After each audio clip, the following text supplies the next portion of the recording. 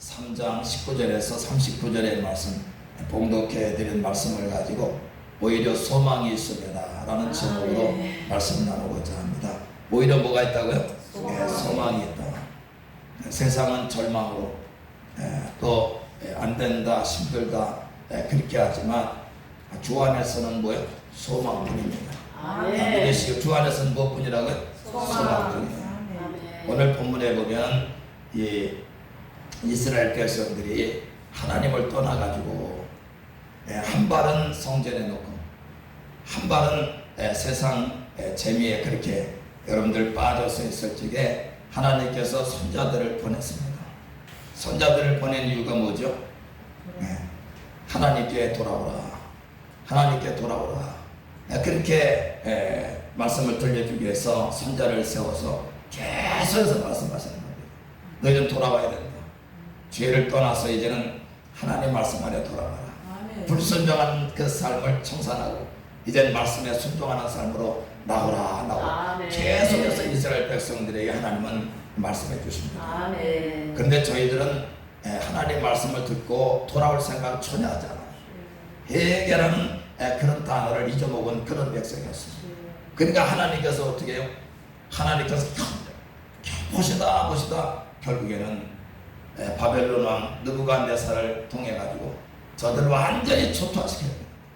야, 하나님의 마음이 얼마나 아팠을까 그 생각입니다. 주의 택한 백성은 하나님 자녀들이지. 하나님 말을 원하는 그냥 매를 드시는 거죠. 여러분들 그렇게 해서 그냥 남녀노소할 것 없이 여러분들 어려움을 당하고 살인을 당하고 더러는 바벨론으로 끌려가게 돼요. 완전히 말은 나라까지 빼앗기는 그런 지경에 이르게 된 거죠. 하나님 말씀을 버린 백성, 하나님을 떠난 백성은 결국에는 뭐예요? 하나님께 징계하심을 알아야 돼요. 또 우리나라도 보세요. 얼마나 하나님 말씀 안에 잘 살아서 복을 받았지 몰라요. 근데 지금 우리가 어떻게 보면은 하나님 말씀을 살기보다는 불순종하는 삶으로 나가는 그런 여러분들 사람들이 얼마나 많은지 이름 말할 수 없습니다.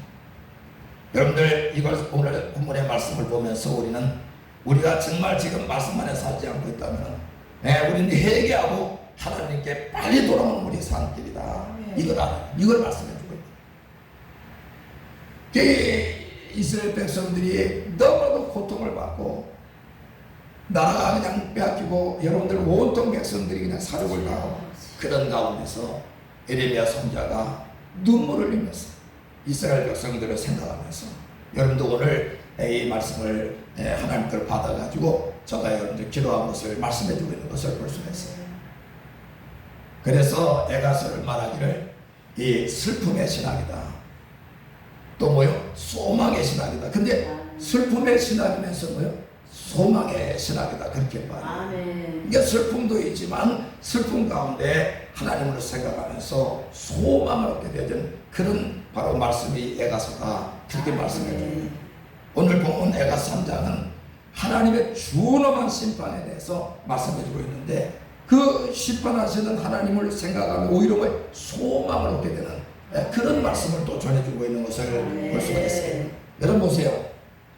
그 소망은 첫째로 하나님은 그 인자하심과 긍휼이 무궁하시기 때문에 이스라엘 백성들은 소망이 있다. 그렇게 지금 심판이 지금 일어나가지고 어려운 판인데 그때 누구를 생각해요? 하나님을 돌이켜 생각해요. 하나님을 묵상하라.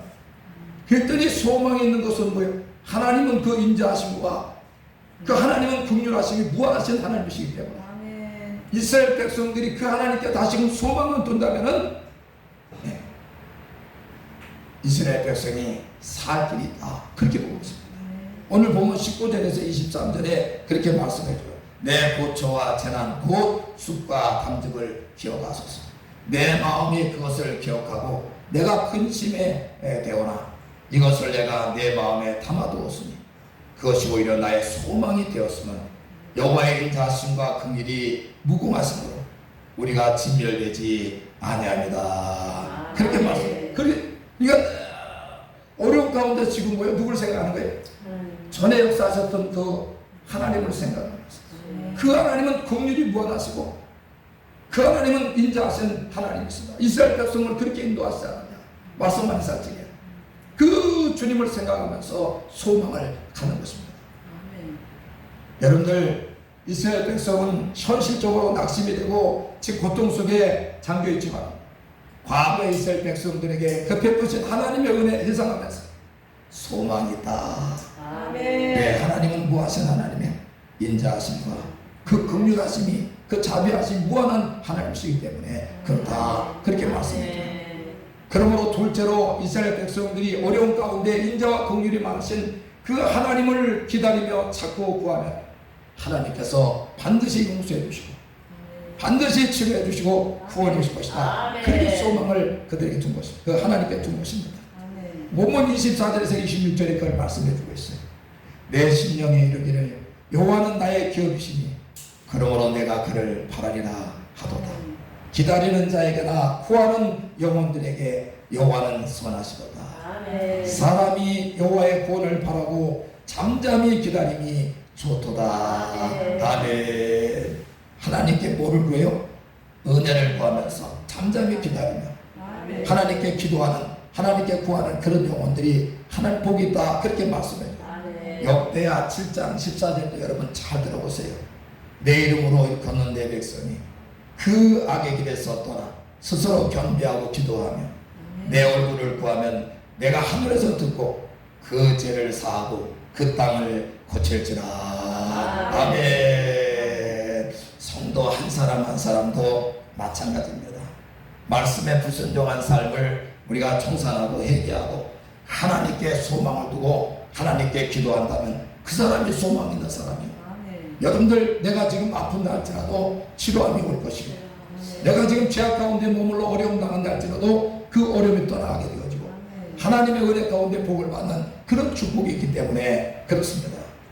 가정의 어린아이가 대낮에 밖에 나가서 뛰놀 때는 엄마 아빠 생각을 전혀 안 해요. 근데 저녁이 되고 캄캄해지고 또 어려움을 만날 때는 뭐예요? 집으로 그냥 뛰쳐들어오는 거예요. 예, 우리 인간은 사실 어려움이 없을 때는 내 마음대로 살아요. 내 뜻대로 살아보면 그게 잘 되는 것 같고 그게 뭔가 좋은 것 같고 자유로울 것 같은 그런 마음이 들어가지고 계속 그렇게 살죠. 그러나 여러분 보세요. 어려운 불행이 닥치고 힘들 때는 우리 인생을 누구 찾죠? 하나님께 달려나와 하나님을 찾고 부르질 때 여러분들 거기에 소망. 근데 하나님은 사랑이시나 어려움 당할 때 하나님을 찾고 구하는 자를 기뻐한다는 사실입니다. 우리 보세요. 인생은 어려움 당할 때는 다 떠나갑니다. 근데 우리 하나님은 우리 인생이 어려움 당할 때 하나님 자녀들이 어려움 당할 때 그때 하나님은 돌아오기를 원하는 거예요. 마치 당자도 아버지 꿈을 떠났지만 아버지께서 기다리고 계시는 거예요. 네, 그러면서 돌아와라 돌아와라 이들은 그런 심령 가지고 근데요 돌아올 때 하나님께서는 외면하지 아니하시고 안아주시고 싸매주시면서 여러분들 다시금 하나님 자녀로 받아주시면서 여러분들 은혜를 베풀어 주시고 구원해 주시는 그 놀라운 축복의 은혜를 주시는 겁니다. 우리도 마찬가지입니다. 하나님 말씀 불순종에 어려움 당한다 할지라도 그때가 하나님 찾을 때요 하나님께 회개하고 돌아오게 되는 이스라엘 백성도 거기에 소망을 둔 것입니다. 그렇게 되면 하나님께서 반드시 그에게 그 죄를 용서해 주시고 그가 잃었던 것 찾게 하시고 다시금 회복의 은혜를 주시는 놀라운 축복을 내려주신다. 그 말씀입니다. 평소에는 우리가 그래서 하나님 아버지 필요 없이 살다가 절망에 처하면 하나님을 찾고 사실 예수님을 믿게 되는 것입니다. 근데 중요한 것은 하나님 고난 가운데 주님 찾기를 원하신다. 악에서 돌이켜 하나님을 찾고 구하면 하나님 들으시고 어려움을 반드시 떠나게 하시고 기도 응답이 돼가지고 살 길이 열려지는 그런 놀라운 구원의 역사를 이루시기 때문에 그런 것입니다. 성도는 환난에 닥칠 때 어려울 때 하나님을 원망하거나 불평하지 마. 삶의 원망을 불평하지 말고 자기 중심의 여러분들 삶을 회개하고 바르게 여러분 말씀에 순종하는 그런 삶만 산다면 하나님께서는 반드시 회복의 은혜를 주신다. 반드시 하나님께 소망 있게 그렇게 만드신다. 이게 두 번째입니다. 세 번째로 본문에 보니까 자기를 낮추고 겸손해야 한다. 내 어려운 때 힘들 때 이럴 때는 내가 교만하지 않았나? 내가 혹이라도 하나님 말씀에 고약해서 불순종하지 않았나? 이걸 기억하면서 여러분들 겸손하게 나를 낮추고 그와 같이 여러분들 해야 됨을 우리에게 말씀해 주고 있어요. 여기 본문 29절에 한번 같이 29절이 바로 그 말씀입니다. 29절에 같이 있습니다. 그대 입을 땅에 티끌에 댈지어다. 혹시 소망이 있을지로다. 아멘. 그대 입을 땅에 티끌에 댈지어다. 혹시 소망이 있을지어다. 그렇게 말씀해 주고 입을 땅에 티끌에 댄다고 하는 말씀은 자기를 낮추고 겸손한 마음으로 하나님을 섬기라고 그렇게 말씀해 주거든요. 네, 사람이 교만하게 되면 자기 자신이 죄인인 줄 알고 누구의 말도 듣지 않아요. 하나님 말씀까지도 듣지 않는 것을 우리가 볼 수가 있는 것입니다. 여러분들 하나님 말씀을 듣지 않고 불순종하는 삶을 살게 그렇게 된다는 거예요. 뭐 할 때? 교만할 때. 그러므로 입을 티끌에 대듯 허리를 숙이고 하나님 앞에 사람 앞에 뭐요? 겸손해야 된다. 그걸 말씀해 주고 있는 거예요.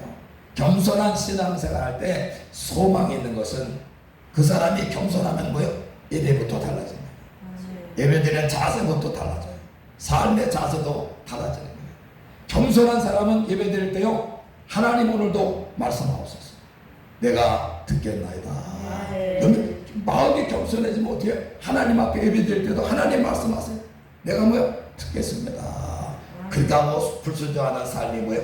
순종하는 삶을 살아가지고 그 사람이 복받은 사람, 복받을 사람, 영원히 복받을 그런 사람이 되어버리고 말게 되는 것입니다. 그런 자세로 말씀을 듣고 내 뜻이 아니라 하나님 뜻을 따라 살게 되니 소망이 넘치는 그런 사람이 되어버리고 말입니다. 여러분 그렇습니다.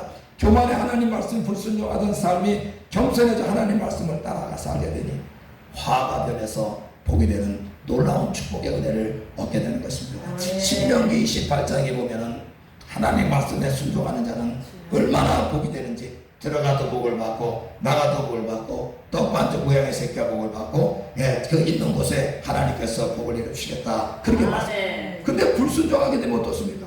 그 복이 오히려 화가 되어지고 근데 우리 보죠. 다시금 우리가 불순종하는 삶에서 순종하는 삶이 된다면 들어가도 나가도 모양의 새끼 여러분들 하는 모든 일이 하나님께서 그 자녀들까지도 들어가도 나가도 복을 주시는 놀라운 축복을 하나님께 주시겠다 그렇게 약속해 주고 있는 것입니다.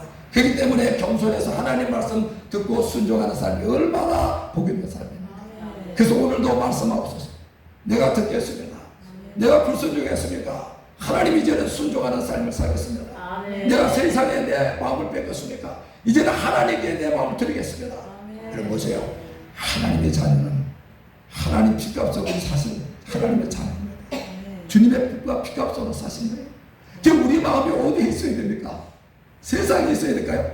주님께 있어야 돼요. 우리 생명이 예수님 때문에 영원한 생명 얻게 되고 천국 가게 되고 심령의 총리가 되고 여러분들 그 은혜를 받고 살아가는데 마음은 다 세상에 빼앗긴다는 하나님의 기쁨이 되지 못하는 것입니다. 그래서 오늘 여기 본문에 보니까 하나님 기쁨이 되지 못하는 거 몇 가지를 말씀해 주고 있어요. 한번 같이 한번 있습니다. 여기 자 여기 33절부터 쭉 한번 계속 읽습니다. 37절의 말씀까지 같이 읽습니다. 주께서 인생으로 고생해 가시며 근심하게 하시는 본심이 아니로다. 세상에 있는 모든 갇힌 자들을 발로 밟는 것과 지존자의 얼굴 앞에서 사람의 재판을 굳게 하는 것과 사람의 송사를 억울하게 하는 것은 다 주께서 기쁘게 보시는 것이 아니로다. 주의 명령이 아니면 누가 이것을 능히 말하여 이르게 할 수 있으랴. 화복이 지존자의 입에서부터 나오지 아니하느냐. 아멘. 여러분 보세요. 하나님 말씀 안에 복도 있고 화도 거기에다 인생의 모든 것이 다 하나님 말씀 안에 있습니다.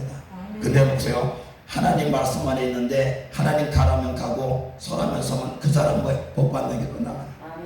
그런데 보세요. 내 마음대로 살고 하나님 뜻을 저버리는 그런 사람은 반드시 화가 오게 된다는 거예요. 모든 것이 말씀 안에 있다. 하나님 말씀 안에 화복이. 그러니까 불순종하는 삶을 사는 우리가 어려움을 반드시 당해요. 그래서 오늘 본문의 말씀 마지막에 살아있는 사람은 자기 죄들 때문에 벌을 받나니 어찌 원망하랴 이렇게 말씀해 주고 있어요. 그러니 저와 여러분들 불순종한 삶은 어려움이 오는데 우리가 원망을 구할 게 아니라 내 죄를 하나님께 철저히 얘기하고 긍휼을 베푸시고 자비가 무한하신 그 하나님께 소망을 두고 하나님을 찾고 기다리며 여러분들 기도해야 되는 것입니다. 그리고 여러분들 교만하지 않았습니까? 내 뜻대로 행하지 않았습니까? 삶이 여러분들 섬기는 삶이 안 되고 여러분들 대접받는 그런 삶이었습니까? 저와 여러분들 예수님처럼 섬기고 나를 나눠줘가지고 하나님 말씀하시옵소서 듣겠습니다. 이런 마음 가지고 여러분들 신앙생활 한다면 그 말씀에 순종해서 화가 아니라 왜 복을 받게 돼요. 나가는 길에 소망이 넘쳐나는 그런 축복된 삶이 되어진다고요. 여러분들 한 절을 내가 말씀을 드리고 마치고자 합니다. 잠언 23장 17절에서 18절에 말씀해 줍니다. 내 마음으로 죄인의 형통을 부러워하지 말고 항상 여호와를 경외하라. 정령이 내 장래가 있겠고 네 소망이 끊이지 아니하리라. 아멘. 순종하는 삶, 하나님 경외하는 삶이 얼마나요? 내 장래가 있겠고 소망이 끊이지 않는다. 무슨 말씀입니까? 앞길에 지금까지는 앞길에는 하나님 말씀에 순종하고 복된 길로 나가게 되면 하나님께서 회복의 은혜도 주시고 치유의 은혜도 주시고 구원의 역사 이루며 우리가 삶을 살게 되어지는 그런 놀라운 축복, 주님이 함께 하셔가지고 내 심령에 오셔서 함께 하시는 놀라운 축복입니다. 여러분 보세요. 불순종하는 삶에는 주님이 우리 안에 오실 수가 없습니다. 죄가 하나님과 우리 사이에 가로막고 있기 때문에 그렇습니다. 근데 회개하고 순종하는 삶을 살게 되면 내 안에 누가 오신다고요? 하나님의 성령으로 함께 하셔가지고 나를 인도하시고 여러분들 복된 길로 말씀을 순종하는 길로 그리고 여러분들 신앙생활 파고해서 하나님께 영광 드리는 그런 삶 살 수 있도록 우리 인도해 주시는 것입니다. 저와 여러분들 삶은 소망을 돋게 된다고요? 하나님께서 어렵습니까? 그 어려움을 바라보는 것이 아니라 그때 주님을 바라보시기 바랍니다. 그때 하나님께 소망을 두고 기도하시기 바랍니다. 겸손하시길 바랍니다. 그래서 여러분들 앞길에 주님의 도우심 가운데 소망이 넘쳐나고 장래가 끊이지 않게 여러분들 넘치는 그런 놀라운 축복의 복을 받아가지고 하나님께 영광을 돌리시며 받은 은혜 나눠주는 그런 일평생의 신앙생활이 되고 우리의 삶이 되시길 주의 이름으로 축원합니다.